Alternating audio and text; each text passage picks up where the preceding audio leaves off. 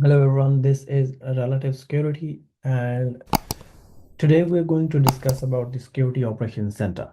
Now we have one more playlist already on the channel which was created for the beginners who wanted to understand what the SOC is.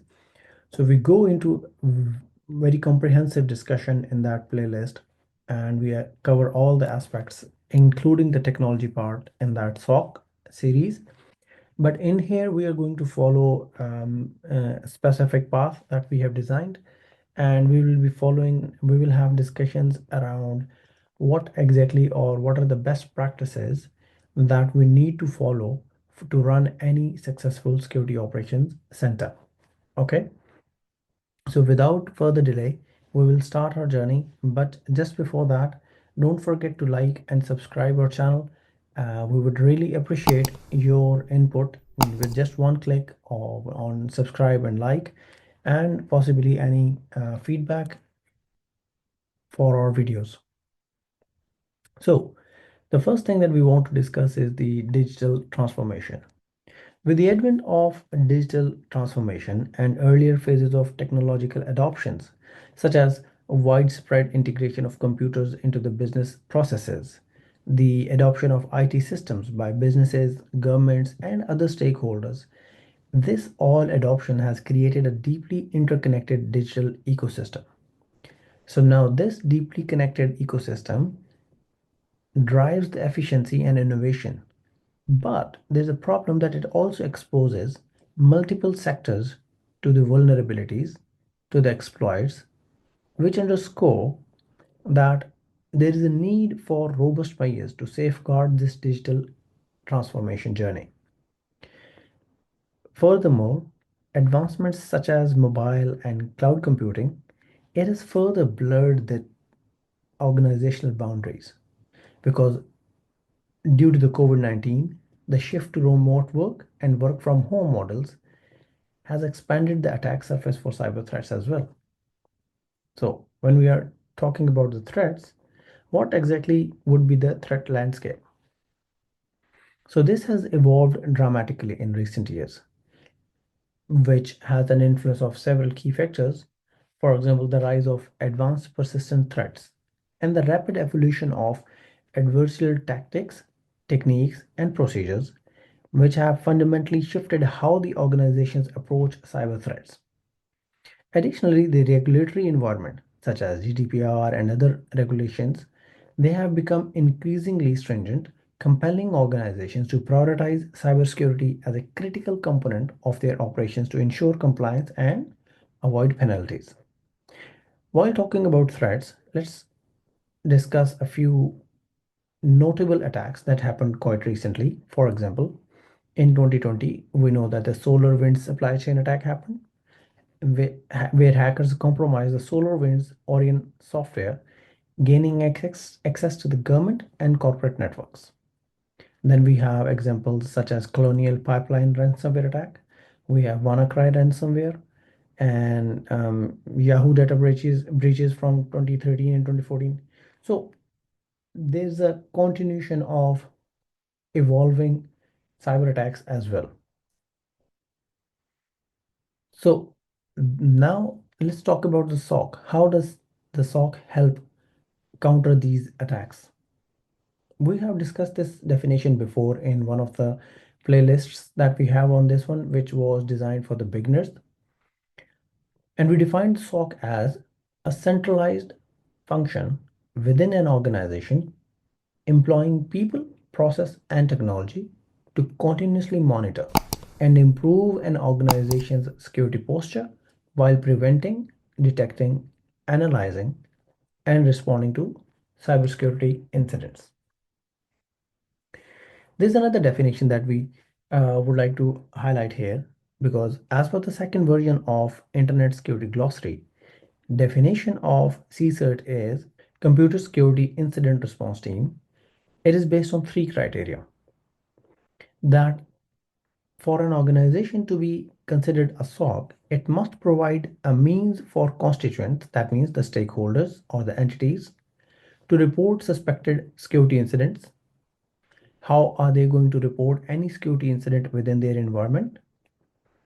and then provide them incident handling assistance.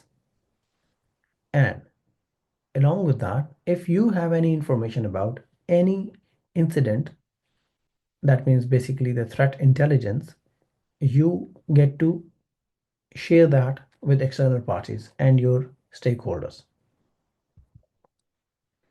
So when you talk about this SOC mission, the primary objective of cybersecurity efforts is to achieve cyber defense, the protection of digital assets and systems from threats and vulnerabilities. Accomplishing this goal requires a coordinated approach involving various specialists, techniques, and processes. Across the globe, different organizations and nations have developed unique frameworks and teams to address cybersecurity challenges, often naming these teams with acronyms such as CERT, CCERT, CERT, SOC, CSOC, and there are many others. What's crucial is not just the names, but the specific functions these teams perform.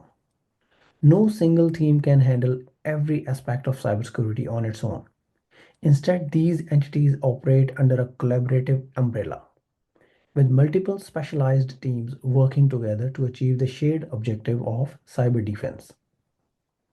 Even within a SOC, the functions performed can vary significantly. However, the core mission remains consistent. That is, to detect, analyze, and respond to cyber intrusions. This mission forms the foundation of the SOC's role, emphasizing the importance of collaboration, adaptability, and a clear division of responsibilities among teams to ensure effective protection and incident response. Now, there are different models of the SOC. In-house SOC, it can be a dedicated internal team within one single organization, which is responsible for the monitoring, detection, and responding to security incidents within the organization.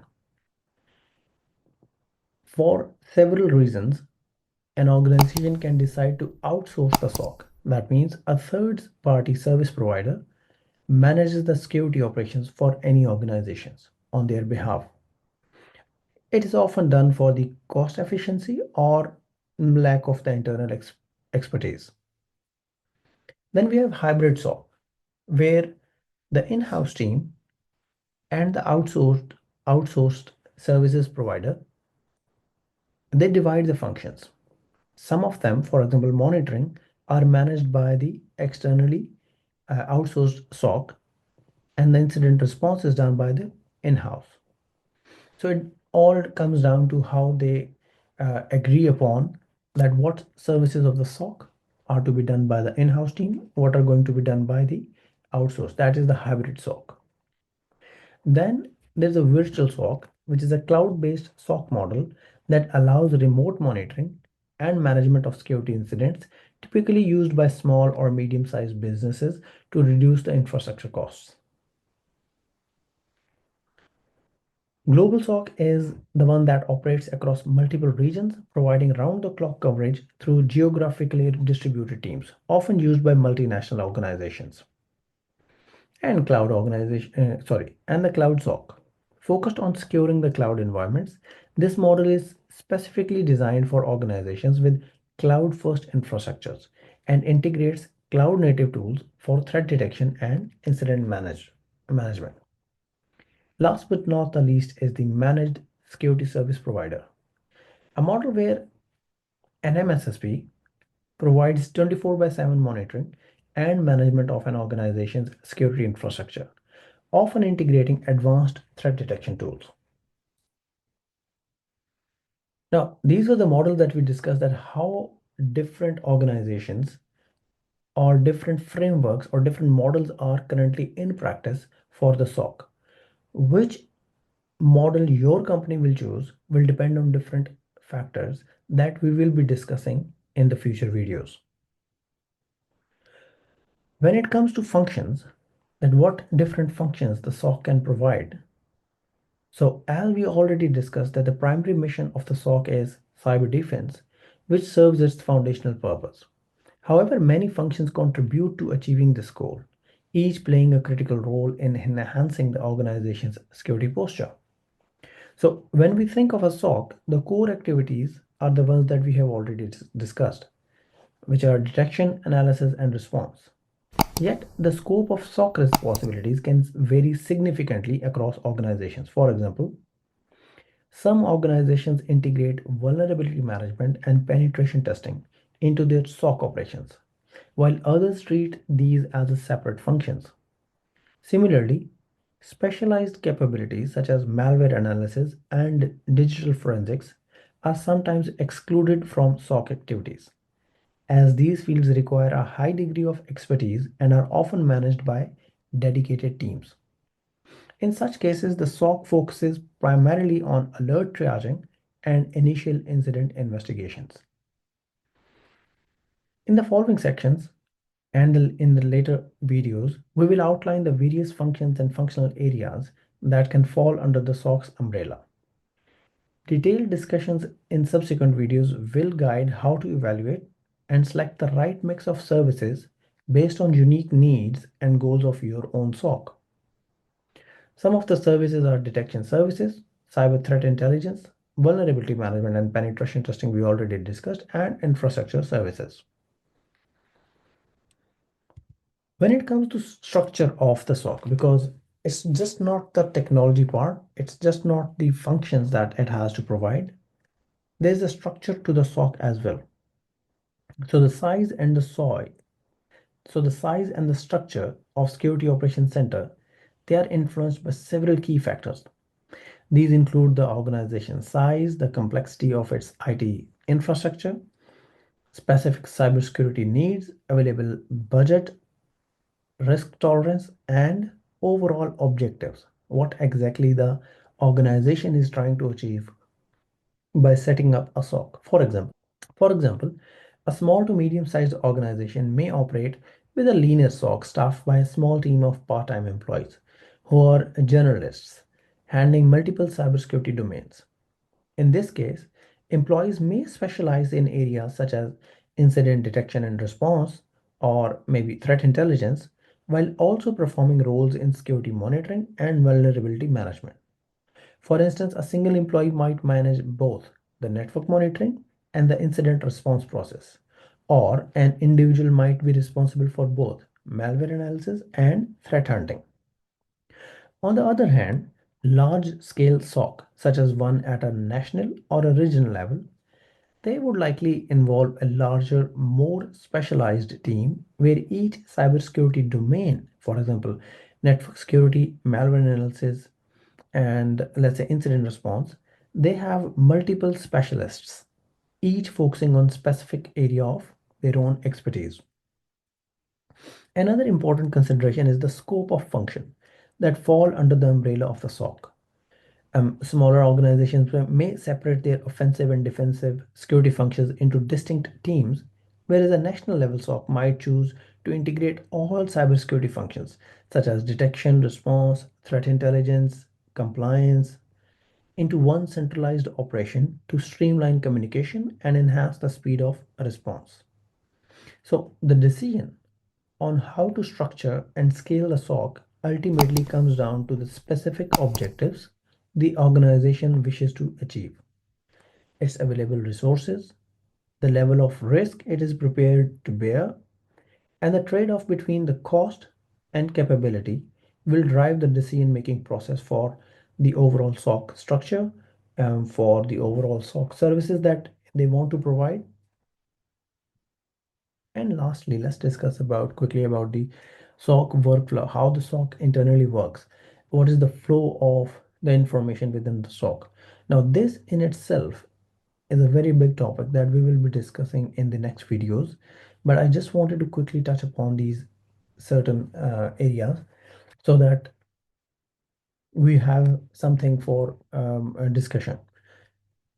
For example, what is an alert, or is it an alarm, or is it an incident? Like, what is the nomenclature that your organizations wants to discuss or wants to highlight within your SOC environment? How do you define an alert? Or what is an event? How do you decide which event is an alert or which event becomes an incident. How events are even decided that, I mean, some people say that the logs become events, some say events become alerts. So all this discussion, and this will be done in the future videos, and some of it we have already discussed in the in the playlist of the SOC for beginners that we have already on this channel. Don't forget to take a look over there as well. Whatever we do in the SOC, one thing is very critical, that is the context. One single line of log cannot be declared as incident. Similarly, 100 lines of logs cannot be declared incident. The context in which the logs are being read, the context in which the logs are being generated, wherever they are being generated, they will decide if something is worth investigation. Is it something very critical? Maybe it is something critical to the operations, but it's not security related. So that might not be coming under the definition of incident which you follow within your own organization. So all this discussion will be done in future videos, and I hope today that you have got the basic idea and the direction where we are heading with this SOC series. So if you like the video, please don't forget to like, subscribe, and share this video, and please give your feedback as well in the comments. We would be more than happy to add more of the topics that you want to discuss and your problems that you are facing within your own SOC, that we would be happy to provide you with the feedback. Thank you so much.